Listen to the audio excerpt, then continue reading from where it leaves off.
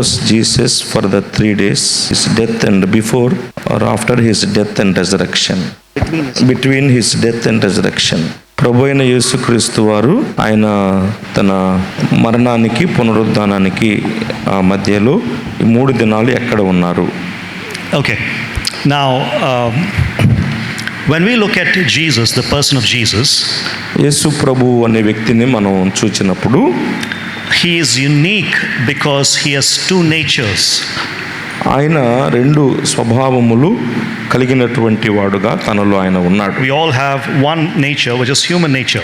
మనందరికీ ఒకటే స్వభావం ఉంది, అది మానవ స్వభావం. But Jesus is the only one in the entire universe who has 2 natures. అయితే విశ్వమంతటిలో 2 స్వభావములు తనలో కలిగిన వాడు యేసు ప్రభువారు ఒక్కరే. One is a human nature, ఒకటి మానవ స్వభావము, which means he is truly man. అంటే ఆయన నిజమైనటువంటి మానవుడు. The other one is his divine nature, which is what we looked at. అలాగే దైవికమైనటువంటి స్వభావము, ఏదైతే ఆయన దైవత్వాన్ని మనం ఆలోచిస్తున్నామో అది. Okay, so which is why he claimed to be God. అందుచేతనే ఆయన దేవుడు కనుకనే తను దేవునిగా చెప్పుకున్నాడు. So he is truly man and he is truly God. యేసు ప్రభువారు ఆయన నిజముగా మానవుడే, అలాగే నిజముగా దేవుడే. So these 2 natures come together in one person, Jesus of Nazareth. ఈ యొక్క 2 దైవ మానవ స్వభావాలు 2 ప్రభు అయిన యేసుక్రీస్తు అనేటువంటి వ్యక్తిలో ఉన్నాయి.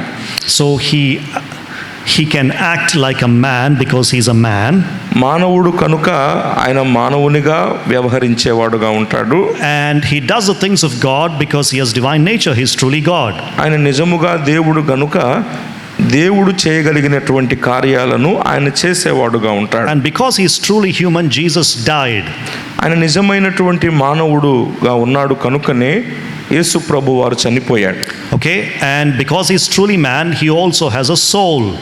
ఆయన నిజమైనటువంటి మానవుడు కనుకనే ఆయనలో ప్రాణము అన్నటువంటిది కూడా ఆయన కలిగి ఉన్నాడు. Okay, so when Jesus died, his body was buried in this world. కాబట్టి యేసు ప్రభువారు మరి చనిపోయినప్పుడు ఆయన యొక్క శరీరము మరి భూమి మీద ఇక్కడ సమాధి చేయబడింది. Joseph of Arimathea came and gave him an honorable burial.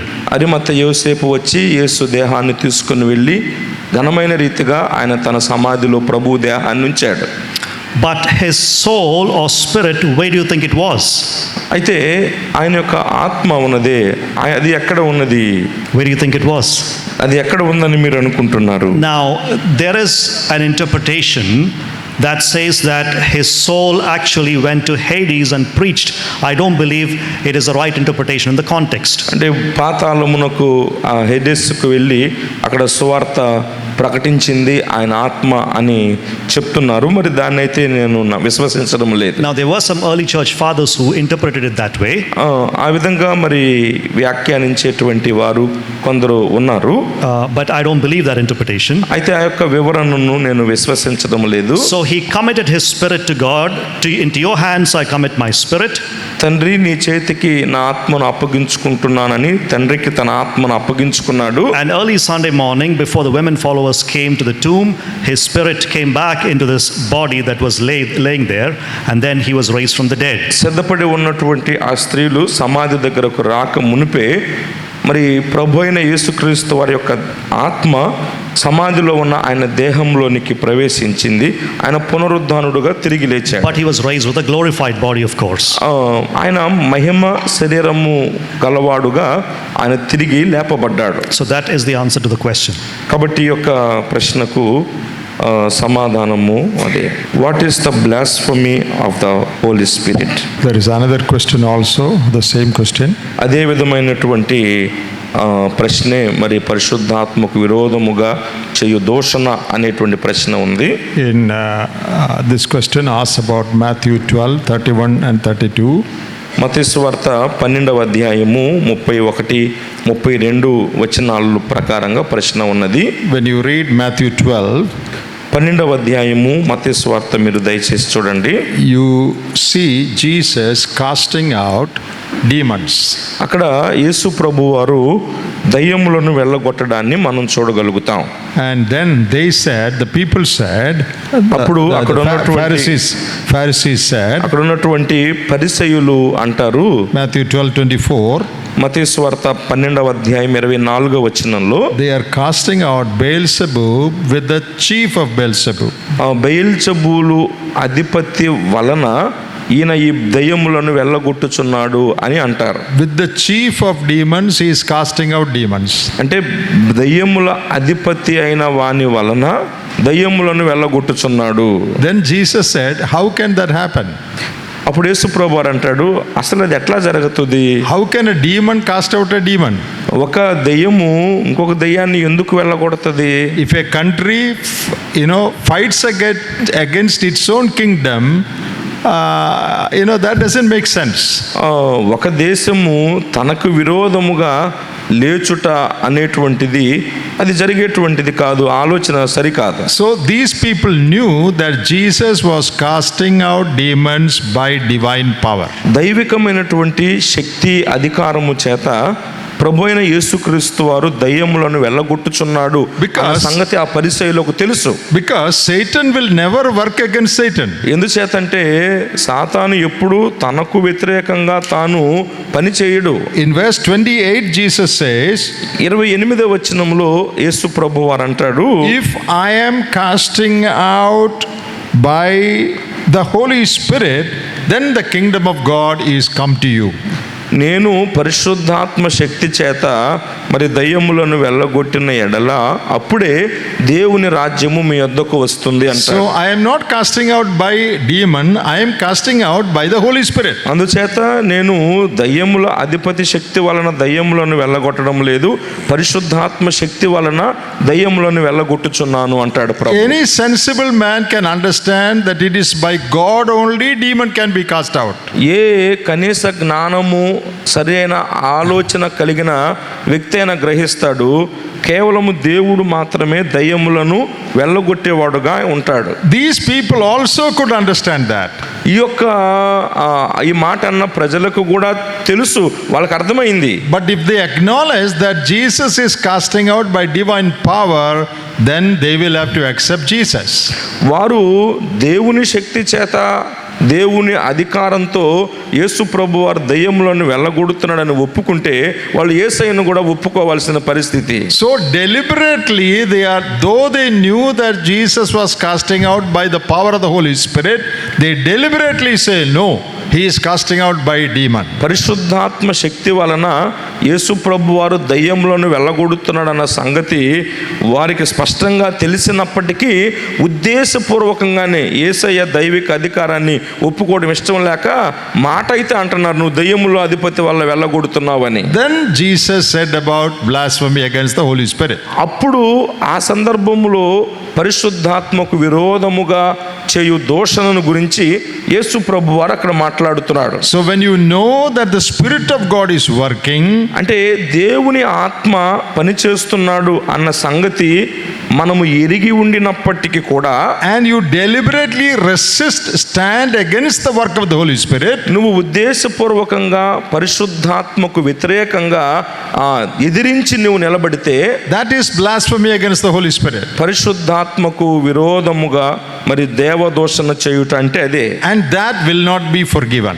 ఇక ఆ యొక్క పాపము క్షమింపబడదు. So today what is the work of the Holy Spirit? మరి ఈ రోజు పరిశుద్ధాత్ముని యొక్క కార్యం ఏమిటి? We already studied, he will convict world of sin. లోకమును పాపమును గురించి ఒప్పింపజేసేటువంటి పరిచర్య ప్రస్తుతము పరిశుద్ధాత్మ దేవుడు చేస్తున్నాడు. So if someone resists that, కాబట్టి ఎవరైతే మరి ఆ పరిశుద్ధాత్మ పనిని ఎదిరించేవారుగా ఉంటారో, when Spirit of God convicts you that you are a sinner, you need salvation, నీవు పాపివని నీకు రక్షణ అవసరమని పరిశుద్ధాత్మ దేవుడు నిన్ను ఒప్పిస్తున్నప్పుడు, that is the work of the Holy Spirit. అలా ఒప్పింపు కార్యం నీలో జరగడం అది పరిశుద్ధాత్మని వల్ల జరుగుతున్న కార్యం. And you resist that, నువ్వు దాన్ని ఎదిరించి అంగీకరించుకుంటుంటే, will that be forgiven? అది క్షమింపబడుతుందా? You tell. మీరే చెప్పండి, అది క్షమించబడుతుందా? Spirit of God speaks to a man, you need to be saved. You are a sinner, you need to be saved. No, He says, no, I will not be saved. నువ్వు పాపివి, నువ్వు రక్షింపబడాలి అని సువార్త ద్వారా ప్రభువు తన ఆత్మ ద్వారా మాట్లాడుతుంటే నేను నమ్ముకోను, నేను ఒప్పుకోను అంటే ఆ వ్యక్తి క్షమించబడతాడా? What will happen to him? అతనికి ఏం జరుగుతుంది? Then he dies, what will happen to him? ఆ వ్యక్తి అలాగే పాపిగానే చనిపోతే అతనికి ఏం జరుగుతుంది? Come on, tell me. చెప్పండి, ఏం జరుగుతుంది? Where will he go? ఎక్కడికి వెళ్తాడు ఆ వ్యక్తి? Go to hell. నరకాగ్నిగుండానికే వెళ్తాడు. Will God say, okay, I forgive you? దేవుడు నేను నిన్ను క్షమించాను అని చెప్పాడు అనుకో. Oh, you are not saved, it doesn't matter, I forgive you. నువ్వేమి రక్షింపబడలేదు, రక్షింపబడకపోయినా పర్వాలేదు, నేను నిన్ను క్షమిస్తానని దేవుడు చెప్తాడా? That will not be forgiven. అలా ఆయన ఎప్పుడు క్షమించడు. క్షమాపణ లేదు. Resisting the work of the Holy Spirit, today the work of the Holy Spirit is convicting us of sin and showing us the Savior. If you resist that, there is no way of salvation for you. కనుక నేడు పాపికి రక్షణ అవసరమని సువార్త ద్వారా పరిశుద్ధాత్మ దేవుడు నీ పాపాన్ని ఒప్పింపజేస్తూ రక్షకుని అవసరతను నీకు తెలియపరుస్తూ ఉంటుండగా, పరిశుద్ధాత్ముడు ఇలాంటి కార్యం జరిగిస్తుండగా దాన్ని ఎదిరించి నువ్వు అంగీకరించకుండా ఒప్పుకోకుండా నీ పాపాన్ని ఉంటే ఆ వ్యక్తికి క్షమాపణ లేదు. There is only one sin that will not be forgiven. క్షమింపబడని పాపం అంటూ ఏదైనా ఉంటుంది, ఒక్కటే పాపం ఉంది. Which is that sin? క్షమింపబడని పాపం ఏంటి చెప్పండి? If somebody drinks, drunkard, will God if he repents, will God forgive him? త్రాగుబోతున్నాడు, బాగా తాగుతాడు, ఆ వ్యక్తి తన పాపాన్ని ఒప్పుకొని క్షమాపణ కోరుకుంటే ప్రభు ఆ వ్యక్తిని క్షమిస్తాడా లేదా? Tell me. చెప్పండి. Yes. Suppose someone commits adultery, immorality, and he turns to God. Will God forgive? అనైతికమైన వ్యభిచార చెడ్డ జీవితంలో ఉన్న వ్యక్తి మార్పు చెందాడు, ప్రభువును నమ్ముకున్నాడు, ఆ వ్యక్తిని ప్రభు క్షమిస్తాడా లేదా? Yes. Someone resists the gospel and says, I will not be saved. కొంతమంది మరి సువార్తను ఎదిరించి నాకు వద్దు, సువార్త వద్దు, నాకు రక్షణ వద్దు అన్నారు అనుకో. Will God forgive him? దేవుడు వాళ్ళకి క్షమిస్తాడా? Come on, tell me. చెప్పండి. What do you believe? మీరేం నమ్ముతున్నారు? Will God forgive a man who is not saved? రక్షింపబడని వ్యక్తిని దేవుడు క్షమించడా? Yes or no? No. ఆయన క్షమించడు. That is what Jesus is talking about here. దాని గురించే ప్రభు అయిన యేసుక్రీస్తు వారు మాట్లాడుతున్నాడు. Another explanation. మరి ఒక వివరణ మనం చూస్తే, when prophets came and spoke about God, ప్రవక్తలు వచ్చి దేవుని గురించి వారు మాట్లాడినప్పుడు they killed the prophets. వారు ప్రవక్తలను చంపారు. Spoke against the Father. తండ్రికి వ్యతిరేకంగా విరోధంగా మాట్లాడారు. Then what did God do? అప్పుడు దేవుడు ఏం చేస్తాడు? Okay, God sent the Son. తన కుమారుని దేవుడు పంపాడు. Then they crucified the Son. ఆ కుమారుని వారు సిలువ వేశారు. Then what did God do? అప్పుడు దేవుడు ఏం చేస్తాడు? Okay, he sent the Holy Spirit. పరిశుద్ధాత్ముని పంపించాడు. You resist the Holy Spirit. పరిశుద్ధాత్ముని ఎదిరించారు. Now what will happen? ఇప్పుడు ఏం జరుగుతుంది? Will God send somebody else? దేవుడు ఇంకొకరినైనా పంపుతాడా సంపూర్ణ ఎదిరించనని? No. పంపడు. So that is sinning against the Holy Spirit. పరిశుద్ధాత్మకు విరోధముగా చేయు పాపం అంటే అదే. There is another question. మరొక ప్రశ్న ఉంది. What is the help of the Holy Spirit? పరిశుద్ధాత్మ సహాయము చేయుచున్నాడంటే ఏమిటి? We say Holy Spirit will enable us or give us power to do a particular work. What does that mean? మనకు పలాని దైవికమైన పని పరిచర్య చేయడానికి ఆయన మనకు శక్తిని ఇస్తాడు అంటున్నారు కదా, దాని అర్థం ఏమిటి? That is something that we cannot do in our own power. The Spirit of God will strengthen us, enable us to do. మనము మన స్వశక్తితో మనము సొంతగా చేయలేనటువంటి కార్యాన్ని ప్రభువు కొరకు చేయడానికి పరిశుద్ధాత్మ దేవుడు మనలను బలపరిచి మన ద్వారా మనము సొంతంగా చేయలేని కార్యాన్ని ఆయన జరిగించేవాడుగా ఉంటాడు. Peter was timid. He was afraid to testify before a little girl about Jesus. పేతురు పిరికివాడుగా భయస్తుడుగా ఒక చిన్న దాని ఎదుట మరి ప్రభువుతో కూడా ఉన్నవాడిని ఒప్పుకోవడానికి భయపడ్డాడు. Do you know this Jesus? ఈయన యేసు ప్రభు, ఈయన యేసు నీకు తెలియదా? No, I don't know him. I don't know who that is. ఈయన ఎవరో నాకు తెలియదు, అసలు ఆయన నాకు తెలియదు అన్నాడు. He was afraid. భయపడిపోయాడు. But on the day of Pentecost, అయితే Pentecost దినమునేమైంది? Peter stood up and said, "You crucified Christ, but God raised him up." పేతురు లేచి నిలబడి ఏమంటాడు? మీరు క్రీస్తును సిలువ వేసి చంపారు కానీ దేవుడు ఆయనను మృతులలో నుంచి లేపాను అంటాడు. Whose power is that? మరి ఇప్పుడు ఈ శక్తి వచ్చింది, ఈయనకి ఎవరి శక్తి అంటారు? అది Fisherman's power or Holy Spirit power? అది జాలరివాని శక్తియా లేకపోతే పరిశుద్ధాత్ముని శక్తియా? What he could not do in his own power, the Spirit of God strengthened him to do. తన స్వశక్తితో చేయలేనటువంటి కార్యాన్ని ఇప్పుడు పరిశుద్ధాత్మ శక్తి ద్వారా పేతురు చేయగలుగుతున్నాడు. Apostles Stephen and others, అపోస్తలులు, అలాగే స్తెఫను, ఇంకా కొందరు, many of them were unlearned men. అనేక మంది విద్య లేని పామరులు. But when they were questioned by the learned authorities, వారు పాండిత్యము కలిగినటువంటి తెలివి కలిగిన అధికారుల చేత వీరు పరీక్షించబడినప్పుడు, they boldly answered. వారు ధైర్యముగా జవాబు చెప్పారు. They had to shut their mouth. ఆ పండితులు, అధికారులు వారే తమ నోరు మూసుకోవలసి వచ్చింది. How could they do that? మరి ఆ విద్య లేని పామరులు ఎలా చేయగలిగారు? God gave them the power and the wisdom, enabled them to say that. దేవుడు వారికి శక్తిని, జ్ఞానమునిచ్చి ఆ విధంగా వారు చేయగలిగే, చెప్పగలిగే సామర్థ్యాన్ని దేవుడు వారికి అనుగ్రహించాడు. Today when we preach, ఈరోజు మరి మనము ఇప్పుడు ప్రకటిస్తున్నప్పుడు people get saved. ప్రజలు రక్షించబడుతున్నారు. That is not in our power. అది మన స్వశక్తి కాదు. Not because we know English. మనకి ఇంగ్లీషు తెలుసు కాబట్టి కాదు వాళ్ళు Not రక్షించబడుతున్నారు. because we have oratory. మనకు మనలను బట్టి కాదు. The power of God, the power of the Holy Spirit works through us. పరిశుద్ధాత్మ యొక్క శక్తి మన ద్వారా ఆ కార్యాన్ని జరిగిస్తున్నాడు. In our sorrows and difficulties, మన యొక్క కష్టాల్లో, దుఃఖ బాధలలో God strengthens us.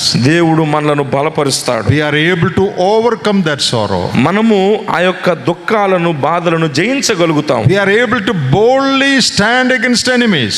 మనము శత్రువు ఎదుట ధైర్యముగా, శత్రువుకు విరోధముగా ఈ పరిశుద్ధాత్మని శక్తి సహాయం వల్ల నిలబడగలుగుతాం. So in our day-to-day life today, కాబట్టి మన అనుదిన జీవితంలో, in our problems and difficulties, మన కష్టాలు, సమస్యలు, ఇబ్బందులలో, in ministries, in oppositions, మన పరిచర్యల్లో మనకు ఎదురయ్యేటువంటి వ్యతిరేకతలలో Spirit gives you wisdom, Spirit gives you courage. పరిశుద్ధాత్మ మనకు జ్ఞానమును, ధైర్యమును అనుగ్రహించేవాడుగా What ఉంటాడు. you cannot do in your own strength, the Spirit enables you to do. నీ సొంతంగా నువ్వు చేయలేని దాన్ని తన కొరకు చేయడానికి పరిశుద్ధాత్మ దేవుడు ఆ సామర్థ్యాన్ని మనకిస్తాడు. That is the help of the Holy Spirit. కాబట్టి పరిశుద్ధాత్మని యొక్క సహాయం అంటే అదే. Why Bible does not say much about childhood of Jesus. Okay, so the question is, why don't the Gospels say much about the childhood of Jesus? And also genealogy, Matthew We'll come and to that. Difference.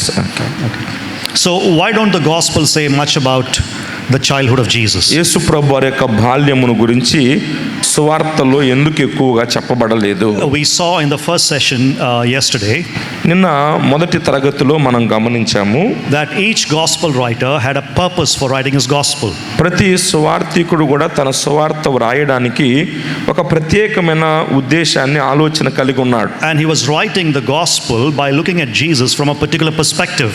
తాను ఈ సువార్త వ్రాస్తున్నప్పుడు ప్రతి సువార్తికుడు ఒక ప్రత్యేకమైనటువంటి దృక్పథంతో ప్రభువును చూస్తూ వ్రాస్తూ ఉన్నాడు. And we saw that Matthew was looking at him from the perspective of Jewish Messiah. యూదుల మెస్సయ్య కోణంలో మత్తయి సువార్త వ్రాస్తున్న మత్తయి ప్రభువును చూస్తూ ఆ కోణంలో వ్రాశాడు. Mark was writing from the perspective of the suffering servant of the Lord, or the suffering son of God. శ్రమ నొందిన దేవుని కుమారుడుగా లేక యెహోవా సేవకుడుగా ఆ కోణంలో మార్కు తన సువార్తలో ప్రభువును గురించి వ్రాశాడు. Luke as a savior of all mankind. అలాగే లూకా సర్వమానవ రక్షకుడుగా ప్రభు అయిన యేసుక్రీస్తును గురించి ఆయన వ్రాశాడు. And John as the eternal God who's come in the form of man. అలాగే శరీరధారిగా దిగివచ్చిన నిత్యుడైన దేవుడుగా యోహాను యేసు ప్రభువాని గురించి వ్రాశాడు. But all these gospel writers were interested in the ministry of the Lord Jesus Christ. అయితే ఈ యొక్క నలుగురు సువార్తికులు కూడాను మరి ప్రభు అయినటువంటి యేసు క్రీస్తు వారి యొక్క సువార్త వారికి అప్పగించబడింది, వారు రాశారు. They were interested in the ministry of the Lord Jesus Christ. యేసు ప్రభు వారి యొక్క పరిచర్యను గురించినటువంటి సంగతులు వారు రాశారు. And even in the ministry of the Lord Jesus Christ, యేసు ప్రభు వారి యొక్క పరిచర్య విషయాల్లో కూడా the story moves towards giving a large section in their gospels to the passion and the death of the Lord Jesus Christ. ఈ సువార్తల్లో పరిచర్య ఎక్కువ భాగము మరి ప్రభు అయిన యేసుక్రీస్తు వారు ఏదైతే ఆఖరి వారం ఉన్నదో ఆ దానికి సంబంధించి ఎక్కువ భాగము సువార్తల్లో రాయబడింది. For example, about 45% of Mark's gospel is given to the passion. ఉదాహరణకు మనం గమనిస్తే మత్తయి సువార్తలో 45%, మార్కు సువార్తలో 45% ఆఖరి వారంలో జరిగినటువంటి ఆ పరిస్థితులను గురించి రాయడానికి కేటాయించబడింది. Almost half of John's gospel is given to passion. అలాగే యోహాను సువార్తలో దాదాపు సగము సువార్త ఆ ఆఖరి వారాన్ని గురించే వ్రాయబడింది. So the gospel writers were not so much interested in his childhood, but they were interested in his ministry that started after his baptism. ఈ యొక్క సువార్త గ్రంథకర్తలు ప్రభు అయిన యేసుక్రీస్తు వారి యొక్క బాల్యమును గురించి ఎక్కువ శ్రద్ధ ఉంచకుండా ఆయన పరిచర్య మీద, ఆ తరువాత ఆయన జీవితంలో ఆఖరి వారం మీద ఎక్కువగా వారు దృష్టి ఉంచి వ్రాసారు. Because they wanted to get to the place where Jesus is dying for the salvation of mankind, and they wanted to explain that and talk about how it all happened. అంటే ప్రభు అయిన యేసుక్రీస్తు వారు సర్వలోక రక్షకుడు, ఆయన లోక మానవాళి కొరకు చనిపోయాడు, ఆ రక్షణ కార్యం ఎలా జరిగింది అన్నది తెలియపరచడాన్ని ప్రాముఖ్యమైన అంశంగా ఈ సువార్తికులు తీసుకున్నారు. That's the theological reason for it. కాబట్టి ఇది ఒక వేదాంతపరమైన దైవికమైన కారణం. I'll give you a practical reason as well. ఆచరణాత్మకమైన కారణాన్ని కూడా మనం చెప్పాలి. Papyrus and ink was expensive in the early church. ఆ రోజుల్లో మరి ప్యాపిరస్ అనేటువంటి దాని మీద మరి వ్రాయబడుతుంది కదా, అది చాలా ఖరీదైనటువంటిది. Ink was also expensive.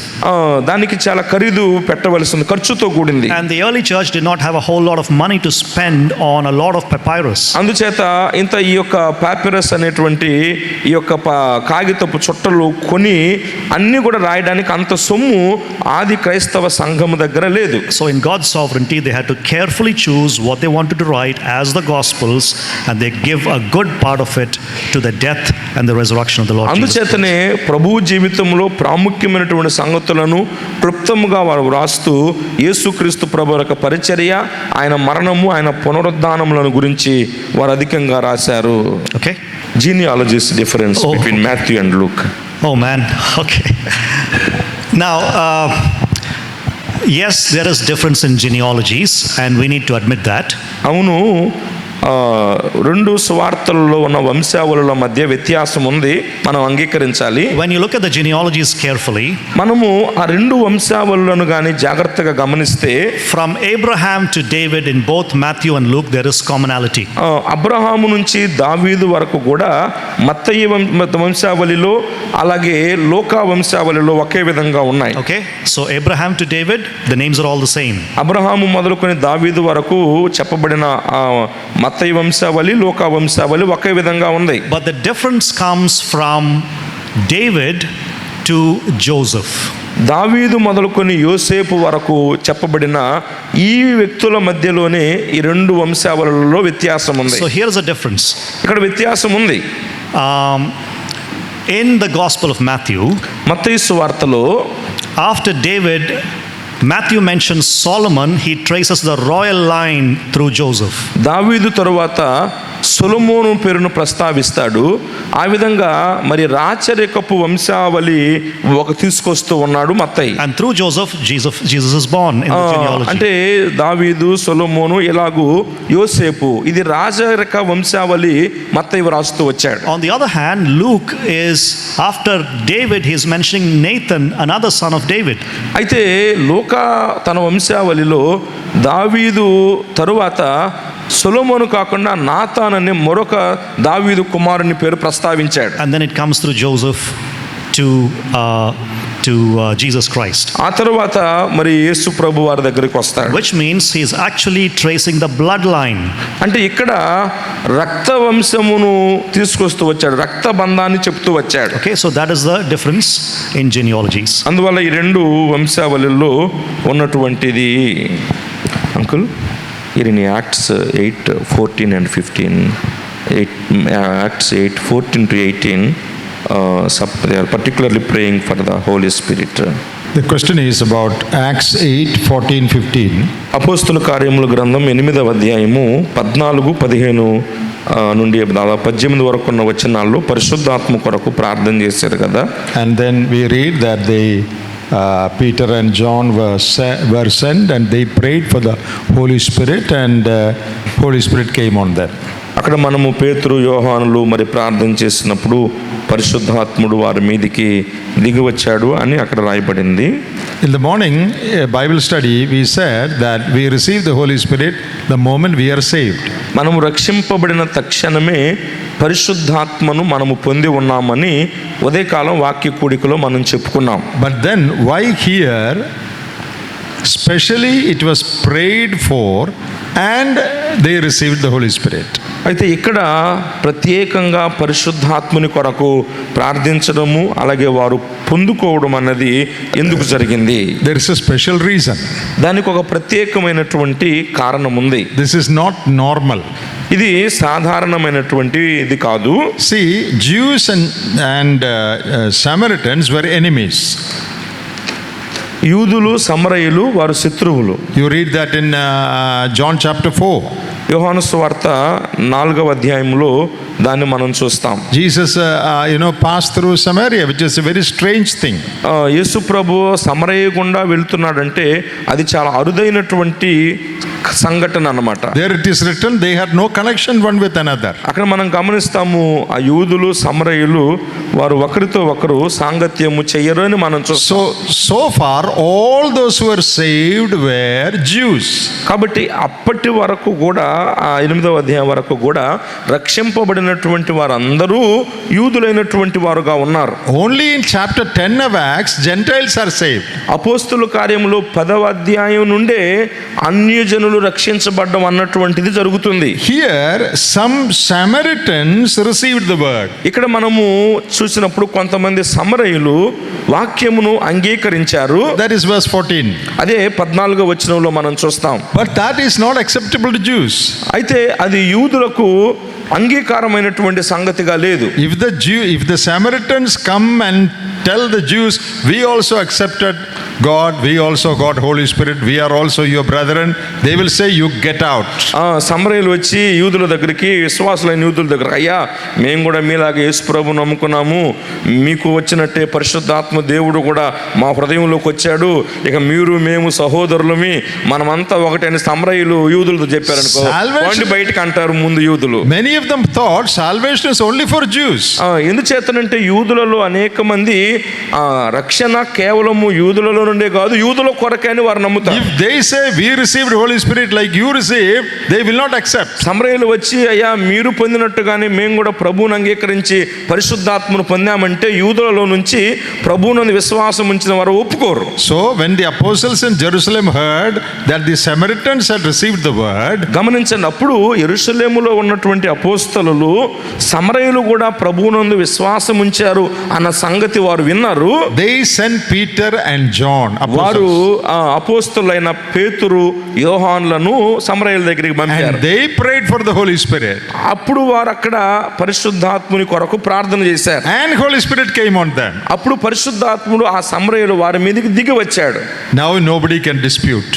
ఇప్పుడు మీ ఎగుదు పరిశుద్ధాత్మ వచ్చిందని వాదం పెట్టుకునే పరిస్థితి అక్కడ లేదు ఇక. So Samaritans received the Holy Spirit in front of apostles. అపోస్తలుల ఎదుట అలాగే విశ్వసించి పరిశుద్ధాత్మను పొందిన యూదుల ఎదుటనే వీళ్ళందరూ చూస్తున్నారు సమరయులు కూడా పరిశుద్ధాత్మను పొందారు. Then only the Jews will accept. అప్పుడు మాత్రమే యూదులైనటువంటి వారు మీరు మేము ఒకటే అని అంగీకరిస్తారు. Today we have no Samaritans problem. అయితే ఈ రోజుల్లో మనకి ఆ సమరయులు లాంటి సమస్యలు ఏమీ లేవు. So the normal procedure of God is anytime you believe you receive the Holy Spirit. కాబట్టి ఇప్పుడు సాధారణమైన దేవుని యొక్క ప్రణాళిక ఏంటంటే ప్రభువైన యేసుక్రీస్తును అంగీకరించిన క్షణమే పరిశుద్ధాత్మను మనము పొందుతాము. In this context, it was necessary that apostles should go and give the Holy Spirit by prayer so that Jews would accept. That is why, as a special case, God allowed this. ప్రత్యేకమైన సందర్భం గనుక అపోస్తలులు వెళ్ళి యూదులు కూడా సమరయులు తమ వలె విశ్వాసం ఉంచారని అంగీకరించినట్లుగా వారి ఎదుట ప్రార్థన చేశారు. ఇది ప్రత్యేకమైనటువంటి సందర్భం. What is the normal teaching? దీని గురించి సాధారణమైన బోధ ఏమిటి? This morning we read many verses. ఉదయకాలం ఎన్నో వచనాలు మనం చదువుకున్నాం. All those verses say, when you believe, you receive the Holy Spirit. విశ్వసించినటువంటి వారందరూ కూడాను అప్పుడే పరిశుద్ధాత్మను పొందారు. That is God's rule. This is an exception. అది దేవుని యొక్క సరళమైన క్రమము. ఇది మినహాయింపుతో కూడిన ప్రత్యేకమైన కార్యం. Did Jesus before crucifixion observed the Passover? If so, can you explain? If so, can you explain? Okay. Yes. Okay. You told I that think, observed Passover at upper room Jesus observed Thursday. the Passover on Thursday, and John's Gospel says that it was a day of preparation. What is the difference? Okay. Now, this is a genuine difference that a lot of New Testament scholars are unable to explain. ఇది ఒక వాస్తవికమైనటువంటి వ్యత్యాసము. చాలామంది క్రొత్త నిబంధన మరి పండితులు సైతం కూడా వివరించలేని సంగతి. The Synoptic Gospels say that Jesus ate the Passover on Thursday night. ఏకరూప సువార్తలు మొదటి 3 సువార్తలు సువార్థికులు ఆ యొక్క గురువారం రోజు సాయంకాలము పస్కాను ప్రభువు భుజించాడని చెప్తున్నారు. And John's Gospel talks about the day of preparation. అయితే యోహాను సువార్త మరి సిద్ధపరుచు దినమును గురించి చెప్తూ ఉంది. Now there are some explanations for it. దానికోసము మరి కొన్ని వివరణలు అనేటువంటి ఉన్నాయి. Some say there's a one-day difference between a Judean calendar and the Galilean calendar. గలిలయ క్యాలెండర్కి యూదుల క్యాలెండర్లకి మధ్య ఒక రోజు వ్యత్యాసం ఉంది అని కొంతమంది చెప్తున్నారు. But I'm not too convinced about it. అయితే దాన్ని బట్టి నేనేమీ ఒప్పించబడడం లేదు. One thing is for sure in my mind. అయితే నా మనసులో ఒకటి నిశ్చయంగా ఉంది.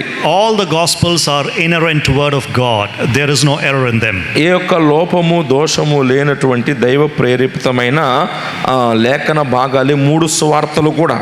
4 సువార్తలు కూడా. ఓకే, ఒకదాన్ని ఎందుకు తగ్గించేశారు? 4 సువార్తలు కూడా. Okay, so John knew what he was writing about. తాను ఏం రాస్తున్నాడు అన్న దాన్ని గురించి యోహాను ఆయనకు తెలుసు. Matthew, Mark and Luke knew what they were writing about. Mattayi, Marku, Luka కూడా తాము ఏం రాస్తున్నాం అన్నది వాళ్ళకి తెలుసు. We are sitting 2000 years away and trying to understand those documents. మనము వారు రాసినటువంటి ఆ ప్రతులను సువార్తలను 2000 సంవత్సరాల తరువాత మనము అర్థం చేసుకోవడానికి మనం ప్రయత్నిస్తున్నాం. So the problem is the limitations that we have, not any problem in the text.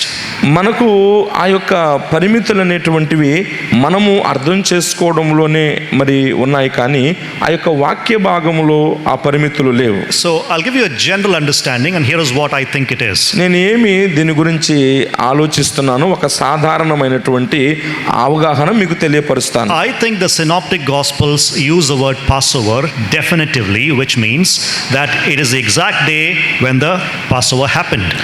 మనము ఏకరూప సువార్తలలో మనం గమనించినట్లయితే ఖచ్చితంగా ఆ సంభవము మరి పస్కా పండుగ జరుగుతున్నటువంటి రోజున జరుగుతున్న సంభవం. But John uses Passover in a loose sense. For example, Christmas is on the 25th of December generally in the world.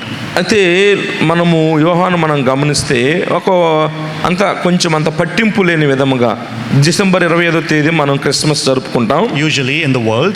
ప్రపంచవ్యాప్తంగా జరుపుకుంటారు. But in some workplaces, in IT companies, because people go for a holiday or something, they celebrate on the 21st and they call it Christmas celebration.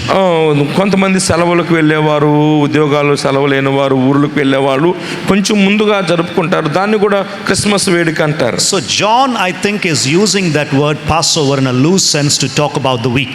అంటే ఆ వారము లేక దినము అంత పట్టింపు లేని ధోరణితో మరి యోహాను ఈ సందర్భాన్ని ప్రస్తావించాడు అనుకుంటున్నాను. That's the best explanation I could come up with. We don't know. కనుక అది నాకు తెలిసిన శ్రేష్టమైన వివరణ. దీనికంటే ఇంకా ఉండవచ్చేమో. You have any comment on that? Water baptism and baptism of the holy spirit which is first? Baptism of the Holy Spirit took place on the day of Pentecost 2000 years ago. పరిశుద్ధాత్మ బాప్తిస్మము 2000 సంవత్సరాల క్రితమే Pentecost దినమున జరిగింది. You are baptized today. నీవేమో ఈ రోజు బాప్తిస్మం పొందుతున్నావు. So which is first? కనుక ఈ రెండిట్లో ఏది ముందు? Your baptism first or 2000 years back first? 2000 సంవత్సరాల క్రితం కలిగిన పరిశుద్ధాత్మ బాప్తిస్మం ఉందా, 2000 సంవత్సరాల తర్వాత మనం తీసుకున్న బాప్తిస్మం ఉందా? Today I explained this morning, ఈ ఉదయకాలం కూడా వివరించాము. baptism is the work of the Holy Spirit whereby He brings people from all backgrounds, dips them in the Spirit and makes one body. That happened on the day of Pentecost. Pentecost దినాన అనేకమైనటువంటి జాతులకు చెందినటువంటి వ్యక్తులు ప్రభు అయిన యేసుక్రీస్తునందు విశ్వాసం ఉంచినప్పుడు పరిశుద్ధాత్మ దేవుడు వారందరినీ ఏకము చేసి సంఘముగా ఆయన ఏర్పాటు చేశాడు. That is a historical event that took place 2000 years ago. ఈ యొక్క 2000 సంవత్సరాల క్రితము జరిగినటువంటి చారిత్రాత్మకమైనటువంటి సంభవము అది పరిశుద్ధాత్మ బాప్తిస్మం. Formation of the church. సంఘము ఏర్పడడం అన్నటువంటిది. When did that happen? ఎప్పుడు జరిగింది సంఘం ఏర్పడటం అన్నది? Acts chapter 2. అపోస్తుల కార్యం 2వ అధ్యాయంలో. That is the baptism of the Spirit. అది పరిశుద్ధాత్మ బాప్తిస్మం. You are baptized after you are saved. నువ్వు రక్షించబడిన తరువాత నువ్వు బాప్తిస్మం పొందుతున్నావు. Okay, some people explain and say, కొంతమంది ఇలా చెప్తూ వివరిస్తారు, when you accept the Lord Jesus, నువ్వు ప్రభు అయిన యేసుక్రీస్తు వారిని అంగీకరించినప్పుడు you become a part of the church. In that sense, you become a part of the baptism of the Spirit which took place 2000 years ago. నువ్వు సంఘములో చేర్చబడుతున్నావు అంటే 2000 సంవత్సరాల క్రితము జరిగినటువంటి పరిశుద్ధాత్మ బాప్తిస్మము అనే సంఘటనలో నువ్వు కూడా పాలు కలిగి ఉంటున్నావు. So in any case, baptism of the Spirit is first. Our baptism is only today. సరే, ఏదైనప్పటికీ కూడా పరిశుద్ధాత్మ బాప్తిస్మము అన్నటువంటిది ముందు జరిగింది 2000 సంవత్సరాల క్రితం. దాని తర్వాతే ఇప్పుడు మనం బాప్తిస్మం. Baptism of the Spirit is not a personal experience that we need to have. గమనించండి, పరిశుద్ధాత్మ బాప్తిస్మం అంటే అయ్యో నేను పొందలేదే, నాకు రాలేదే అనేటువంటి వ్యక్తిగతమైనటువంటి అనుభవం కాదు పరిశుద్ధాత్మ బాప్తిస్మం అంటే. But baptism in water is a personal thing that we need to undergo. నీటి బాప్తిస్మం అన్నది అది వ్యక్తిగతమైనది, దాన్ని మనము తీసుకోవాలి. The difference between Jesus Christ and Christ Jesus, meaning difference. యేసు క్రీస్తు, క్రీస్తు యేసు అనే ఈ రెండు పదాల మధ్య ఉన్న వ్యత్యాసం ఏంటి? Actually a very good question. చాలా మంచి ప్రశ్న ఇది. This appears in the epistles, not in the gospels. ఈ పదాలు సువార్తల్లో కాదు కానీ పత్రికల్లో మనకి ఎక్కువగా కనబడతాయి. So maybe somebody is reading epistles here for their quiet time. అంటే మరి కొంతమంది సువార్తలు పత్రికలు కూడా మరి చదువుతూ ఉన్నారు అనుకుంటా. Paul generally interchanges that Jesus Christ, Christ Jesus our Lord and all kinds of things. ఎక్కువగా పౌలు మరి మార్చి కొన్నిసార్లు యేసుక్రీస్తు అని, కొన్నిసార్లు క్రీస్తు యేసు అని ఇలా మార్చి వ్రాస్తూ ఉంటాడు తన పత్రికల్లో. Sometimes he uses it synonymously. కొన్నిసార్లు పర్యాయ పదంగా ఆ మాట వాడుతూ వస్తాడు. But usually in some context, listen carefully please. అయితే గమనించండి, కొన్ని సందర్భాల్లో when he uses Jesus Christ, యేసుక్రీస్తు అని ఆయన వాడుతున్నప్పుడు in the context he usually is talking about the earthly ministry of the Messiah. ప్రభు అయిన మెస్సయ్య అయిన యేసుక్రీస్తు వారి యొక్క భూలోక పరిచర్యను గురించి ఆయన ప్రస్తావిస్తూ ఆ మాట వాడతాడు. But when he says Christ Jesus, కానీ క్రీస్తు యేసు అని ఆయన చెప్పినప్పుడు in that context he is usually talking about the exalted Messiah who is seated at the right hand of God, the divine Lord who is executing things from there. ఆ సమయంలో హెచ్చించబడిన క్రీస్తు యేసు, పరలోకములో ఉన్నటువంటి క్రీస్తు యేసు, సమస్తమును నిర్వహిస్తున్నటువంటి క్రీస్తు యేసుగా ఆ సందర్భంలో వాడతాడు. So that's the brilliance of Paul and the context, you need to look at that. కాబట్టి అది పౌలు యొక్క దైవికమైన జ్ఞానము, ఆ సందర్భాన్ని బట్టి తను అలా ఉపయోగించాడని మనం గమనించాలి. అర్థమైందా? Okay. If Jesus was God, how could he pray to God? Was Jesus praying to himself? Okay. యేసు ప్రభు ప్రార్థన చేశాడు. ఆయన దేవుడు కదా, ఆయనకు ప్రార్థన చేయాల్సిన అవసరం ఏంది? తనలో తాను ప్రార్థన చేసుకున్నాడా? అసలు ఏంటి? Okay, now we said that Jesus has two natures, మనం చెప్పుకున్నాము యేసు ప్రభు వారిలో రెండు స్వభావాలు ఉన్నాయని. his divine nature and his human nature. ఆయన మానవ స్వభావము, ఆయన దైవ స్వభావము. So when you have a nature within you, it retains with it the properties inherent to the nature. ఆ యొక్క స్వభావాన్ని మనం కలిగి ఉన్నప్పుడు ఆ యొక్క స్వభావానికి సంబంధించినటువంటి లక్షణాలు అనేటువంటివి కూడా మన లోపల ఉంటాయి. ఆ స్వభావంతో. So because Jesus had a human nature, he was truly human. యేసు ప్రభు వారు ఆయన మానవుడు కనుక మానవ స్వభావాన్ని ఆయన కలిగి ఉన్నాడు. మానవ స్వభావం కలిగి ఉన్నాడు కనుక మానవుడుగా ఆయన నిజంగా మానవుడే. Okay, he is truly human. ఆయన నిజముగా మానవుడే. So when he is human, he is limited. మరి మానవుడుగా ఉన్నప్పుడు ఆయన పరిమితుడుగా కనబడతాడు. For example, in Mark chapter 9, it's a very interesting one. ఉదాహరణకు మార్కు సువార్త 9వ అధ్యాయంలో ఆసక్తికరంగా చూస్తే There is a father who comes and says, my son is demon possessed. ఒక తండ్రి వస్తాడు, అయ్యా నా కుమారునికి దయ్యము పట్టింది అని చెప్తాడు. You know what Jesus says to him? అప్పుడు యేసు ప్రభువారు ఏం చెప్తాడో తెలుసా? How long has he been troubled by this?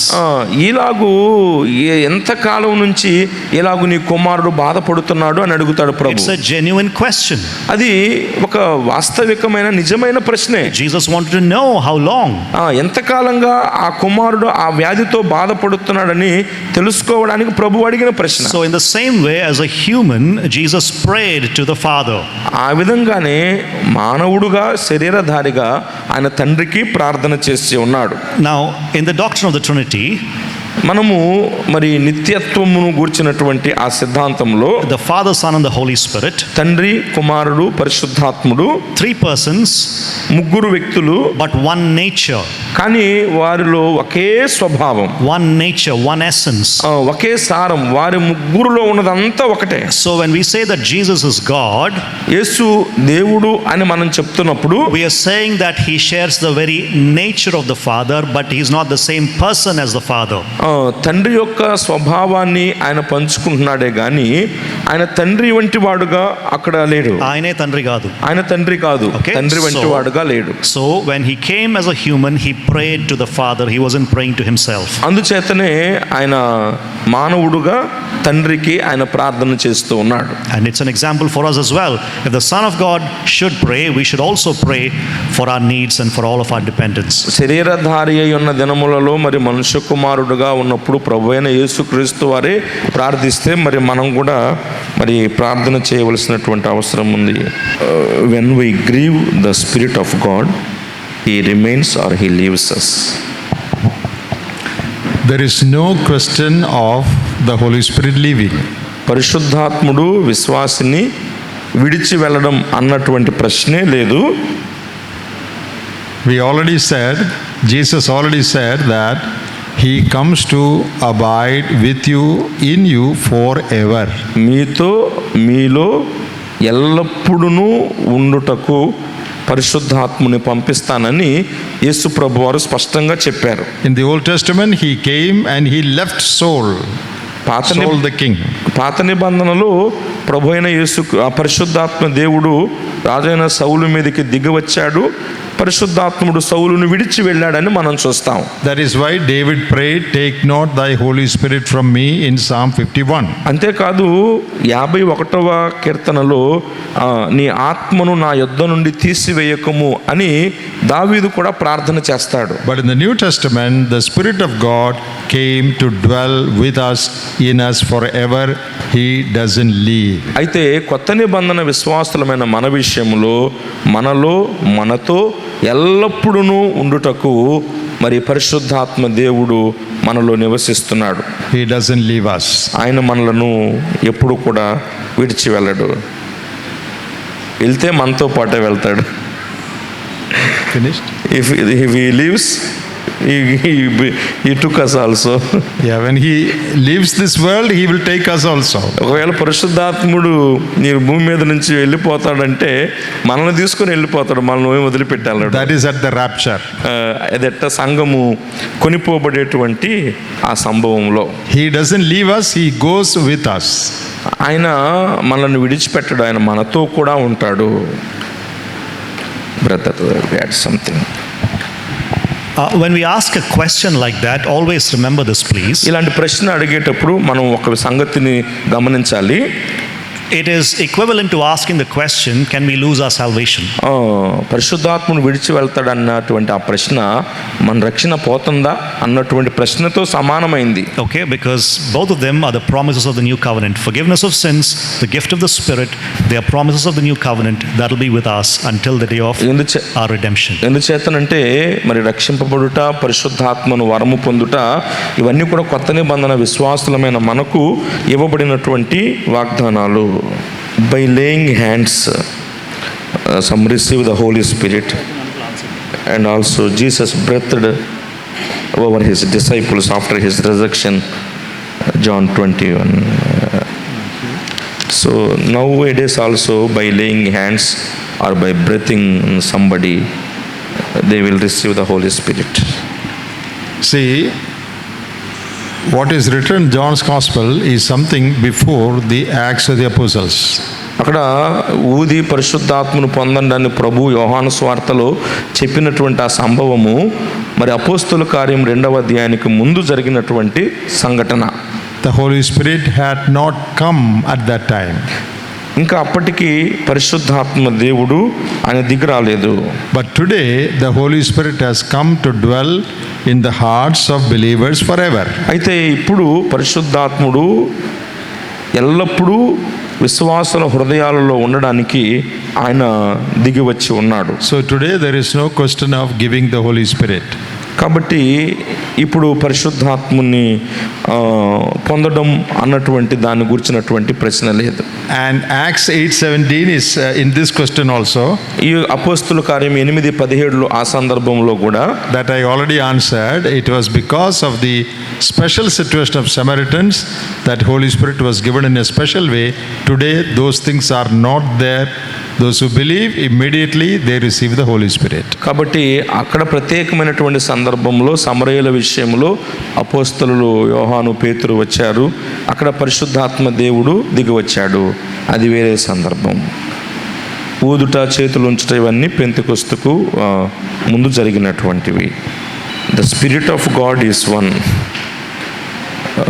But why this much of different opinions and different Christian denominations? The Spirit of God is one. Then why these differences? Biblical understanding difference and a denominational difference. The one spirit, that Spirit of God is witnessing for Christ. Then why these biblical understanding differences, denominational differences? Yeah, Spirit of God is one, no doubt. దేవుని ఆత్మ పరిశుద్ధాత్ముడు ఒక్కడే, సందేహం లేదు. But we need to yield to the leading and control of the Holy Spirit. పరిశుద్ధాత్మ యొక్క నడిపింపుకు, అధికారానికి మనము అప్పగించుకోవాలి, మనము లోబడాలి. Then only he will lead us the right way. అప్పుడు మాత్రమే మనలను సరి అయినటువంటి త్రోవలో ఆయన నడిపించేటువంటి వాడుగా ఉంటాడు. Many denominations and groups came up because of personality clashes.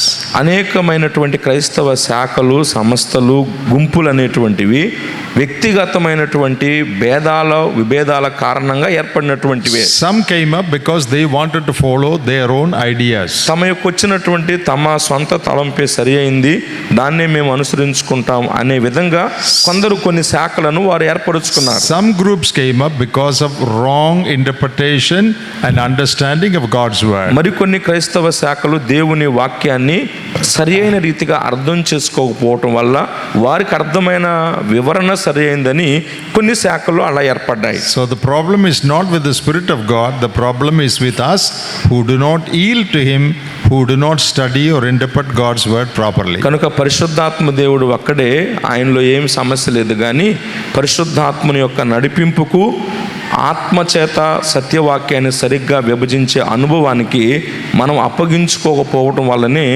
ఇన్ని అభిప్రాయాలు, ఇన్ని శాఖలు.